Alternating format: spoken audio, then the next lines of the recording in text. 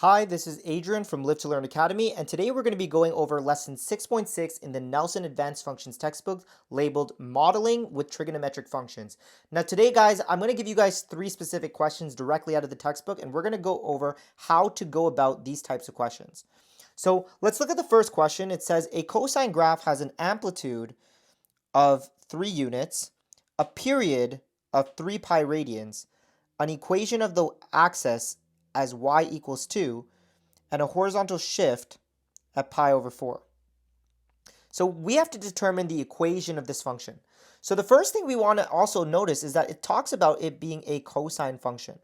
So the way I like approaching these questions is I first like putting in how my base function is going to look like. And then we're going to actually start plugging this stuff in. So we know the amplitude is 3. The period, we don't know yet. Well, it says the period is 3 pi, but we don't know the k value. The equation of the axis is 2. And the horizontal shift of pi over 4 to the left. So if it's to the left, that means it's going to be plus pi over 4. So remember, this right here is your amplitude. This right here is your horizontal shift. The c value is your axis of symmetry. And this k value, we don't actually know the k value, but we do know the period. So to find the k value, we know k value is equal to 2 pi divided by the period. So we can do that on the side. K is equal to 2 pi over 3 pi, which is the period. So k is equal to 2 over 3 because the pi's cancel each other out. And there you have it. That's how you do this type of question. So this is really important, guys. You know, this is how you find the amplitude, the k value, the d value, and the axis of symmetry. Notice how the d value is always the opposite. That's the only thing you got to notice with this one. So if it says pi over 4 to the left, then you know left means negative, right is positive. So, sorry, left is positive, right is negative. So that's why we have a positive pi over 4 right here. Okay, let's go to the next question. The next question is more of a word problem. So it says, to test the resistance of a new product to temperature changes, the product is placed in a controlled environment. The temperature in this environment as a function of time can be described by a sine function. Okay, so mind you, whenever you do these questions, guys, I want you to highlight these things because it's going to make things a lot easier. It says the maximum temperature is 120, the minimum temperature is negative 60, and the temperature at 0 is 30 degrees. It also says it takes 12 hours for the temperature to change from a maximum to a minimum. And it says, so it says from the temperature to change from a maximum to minimum. If the temperature is initially increasing, what is the equation of the sine function that describes the temperature in this environment? Okay, so let's look at this. There's a lot of information going on. Now, the way I like to do this is I like to kind of just do like a quick sketch of this. So I know that at t equals 0, we're going to be at 30, right? So that's going to be where we start. And the function is going to look something like this. Okay? So this 30 not only represents the start position, so that 30 not only represents the start position, but it also represents the axis of symmetry. Because in a sine function, the start position will determine the axis of symmetry. We also know that the maximum temperature is 120 degrees. And this may actually not be to scale, 120 degrees. But the minimum temperature is at negative 60 degrees. So this actually tells me that my graph looks a little bit different.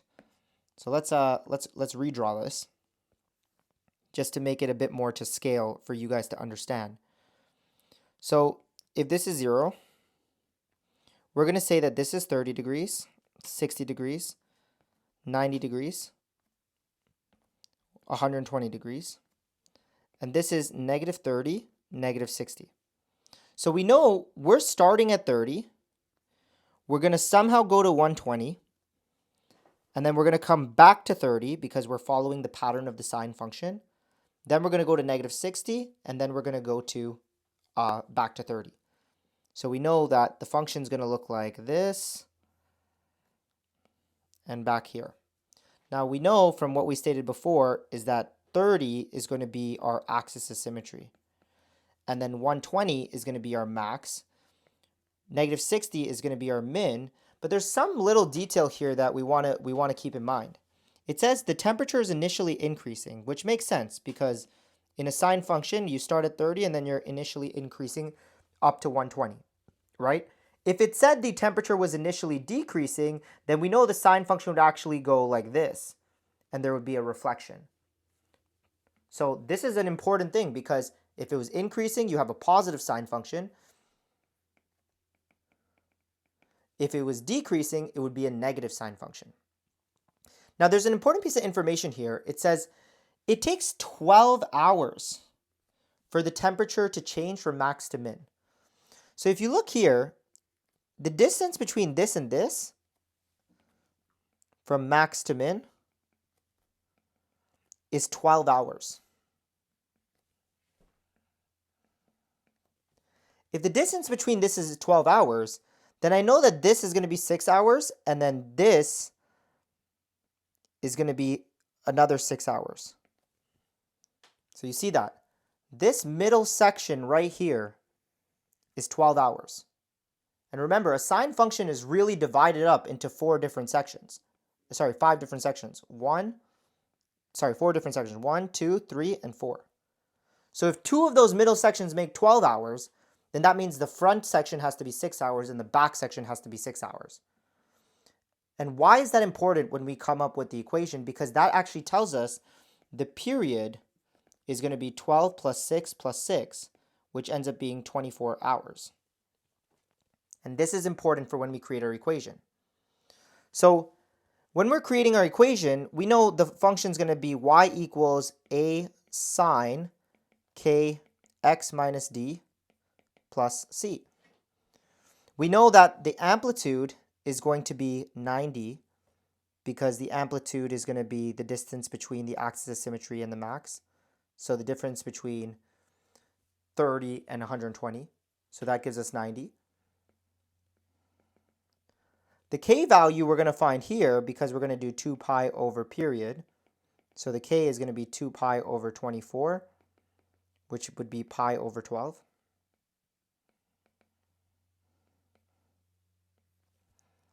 And we don't have any horizontal shift, right? So there's going to be no horizontal shift or no phase shift. And then the c value is just going to be our axis of symmetry.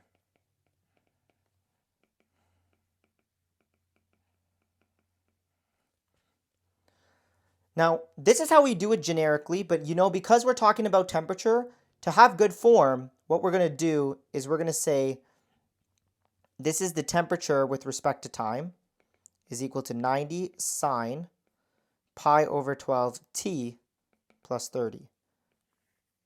And this right here, guys, is your answer. So sometimes when you look at these kinds of questions, guys, you guys have to really look at the information, draw it out, and when you draw it out, it will really give you a good picture of what this sine function is actually going to look like. Okay, let's look at number 9. It says, at one time in Maple Leaf Village, which no longer exists, had North America's largest Ferris wheel.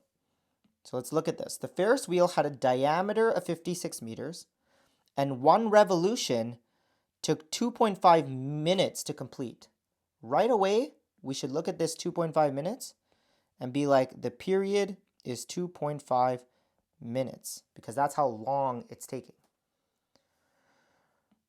Riders could see Niagara Falls if they were higher than 50 degrees above the ground. Sketch 3 cycles of the graph to represent the height of the rider above the ground as a function of time. If the rider gets on at a height of 0.5 meters at time equals 0. Determine the time intervals when the rider could see Niagara Falls. Okay, look. A very, very common test question here, okay? So the first thing we got to think of is how this function is going to look like. So its height with respect to time is equal to a, and it says that the height, the rider's getting on at a height of 0.5 at t equals 0. Okay. Gets on at a height of 0.5 at t equals 0. So we know it'll be either a sine or cos graph.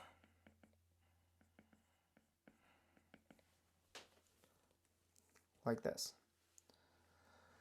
So first what we can do is we could find the k value, because the k value is just going to be 2 pi over the period.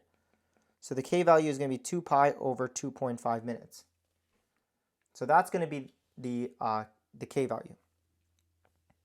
Now, we also know, does it say that the height, let's see, the height is 50 meters above the ground.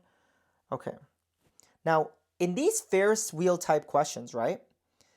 Picture a Ferris wheel. The Ferris wheel actually has a diameter of 56 meters. It has a diameter of 56 meters. But the Ferris wheel, you don't get on. There's like a platform, and then you gotta, climb up to get on right here. This would be the start point of it. This start point is 0.5 meters above the ground. Okay? So you're starting at the bottom. So you're starting at the bottom. Then, once you start at the bottom, you're going to get to this point, which is going to be literally halfway through. And at this point, remember the radius, if the diameter is 56, the radius is going to be 28 meters. So the radius is going to be 28 meters. So over here, you're going to be at 28.5. Over here, you're going to be at 56.5. And over here, you're going to be back down to 28.5. And then you come back here and you'll be at 0.5. So when you think of this, how does this graph actually look like? Let's just brainstorm for a little right now. You're starting at 0.5, which is the lowest point. So if you're starting from the bottom, you know it's going to be a cosine function. So it won't be a sine function because we're starting at the bottom. And these are key things you want to know, right? Because you want to know if it's a sine or cos function by the wording of the question. In this case, we know we're starting at a 0.5 platform and then going all the way up and around the Ferris wheel. You're not actually going to get on the Ferris wheel up here, right? Or you're not going to get on the Ferris wheel up here. You're going to get on the Ferris wheel at the bottom. So these are little things that, the teachers are going to expect you to just know.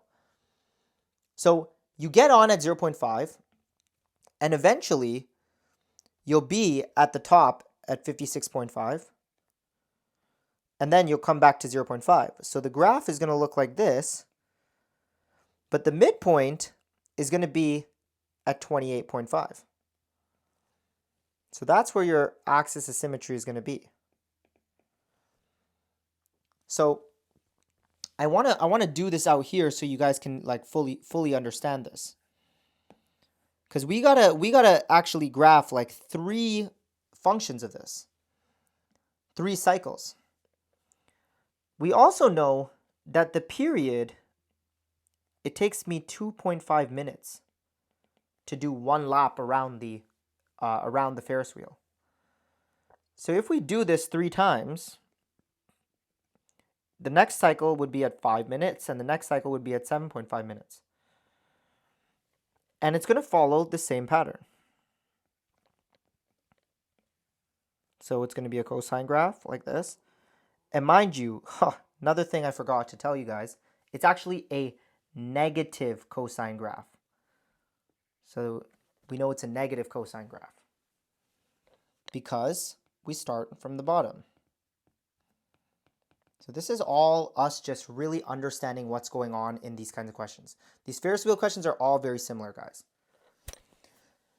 So the question is asking us to draw 3 cycles. Okay, we drew 3 cycles. Yep, so we drew 3 cycles, that's good. We found out a revolution is 2.5 meters. We understand that the diameter is 56. And now it's asking, riders could see Niagara Falls if they were higher than 50 meters above the ground. Determine the time intervals where they can see Niagara Falls. Okay, so that's interesting. It's telling us, okay, at some point, we're going to be at 50 meters above the ground, which would be like somewhere like here. And this is actually going to happen here. It's going to happen here. It's going to happen here. It's going to happen here, here, and here. So as you can see, in 3 cycles, we're actually going to be above the ground at, we're going to be at 50 3 times. So these right here are going to be the intervals where you can actually see, see Niagara Falls. Only when you're 50 meters above the ground. Once they get underneath, they can't see about Niagara Falls. So we got to find out where the heck this is. So here's how we do it. Okay. We know our equation. Y is equal to negative 28. Remember, because the amplitude is 28. Cos, the period is 2 pi over 2.5. Sorry, the k value is 2 pi over 2.5 t. And remember, this is not y. This is going to be the height with respect to time. And then we have the axis of symmetry, which is 28.5. So it's saying, where is this 50? So first what we're going to do is we're going to set the height to 50. And we're going to solve for t. And I'm going to show you guys a very easy way to do this. So first, we're going to bring over the 28.5 to the other side. Right now, we're just doing algebra.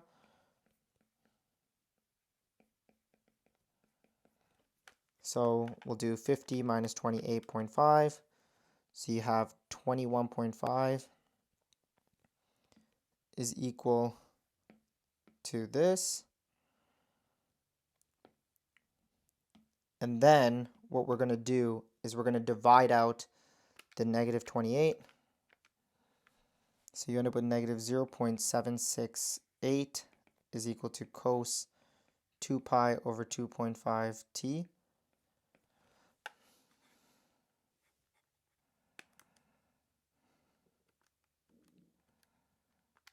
Okay, so negative 0.768.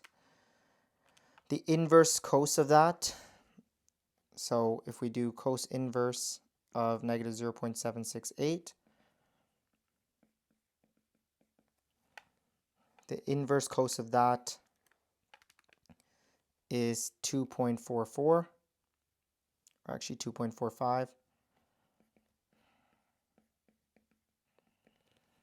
And then we can solve, and you end up with t equals 0.97. So that means that the first time that t equals 50 is at 0.97. Okay? Now here's the thing. If the period is 2.5, then I know exactly halfway our answer is going to be at 1.25. So when it's at, if 2.5 is 1 revolution, to get to half, which is the max, is going to be happening at 1.25. But I also know that t at 50, from our calculation that we just did, we have the time to be 0.97. And I'm telling you why this is important. We want to figure out what the distance between these two are. What's the time difference? So if I do 1.25 minus 0.97, 1.25 minus 0.97, we end up with 0.28.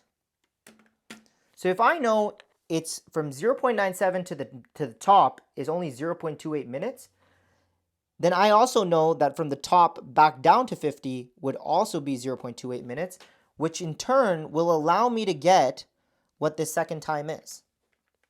by just doing 0.28 plus 1.25. And I'll know that this time is 1.53. So by doing this formula, this way of doing it, and by segmenting my cosine graph, I was able to figure out that the range in which they can see the Niagara Falls from the top of the Ferris wheel is from 0.97 minutes to 1.53 minutes. That was my first section. And now, if I want to figure out my next section, I just take that number and I add it by 2.5 because it's going to be every cycle. So 0.97 plus 2.5, I'll know that this is 3.47. And I'll also know that if I do 1.53 plus 2.5, I'll also get 4.03. So now I know this range is from 3.7 to 4.03. That's going to be the second time we're above 50. And then I can do it again for the third time by just adding 2.5 again. So 4.03 plus 2.5 will give me 6.53 here. And then 3.47 plus 2.5, I'll have 5.97 here. And these guys are your answers. Okay, so I know it seemed a little complicated, but it's not as complicated as you guys may think it is, okay? The first thing you have to understand with these Ferris wheel type questions is you have to understand how a Ferris wheel works. This is how a Ferris wheel works. Okay, so you first understand how the Ferris wheel works. Then you have to understand that you're starting at the bottom, so you're going to be a negative cosine function. Okay, and then what I did was I just graphed it. I said the period is that, the max is that, the min is that, the axis of symmetry is going to be right between the max and the min. And then from there, I used the segmented analysis to find out what each of these points were. And the first way I got 50 was just to find this. I needed that first time, right? Because h at 0.97 gives me 50 meters. So hopefully this makes sense, guys. Number 9 is really much a test question. I've seen this a lot on tests when it comes to thinking problems.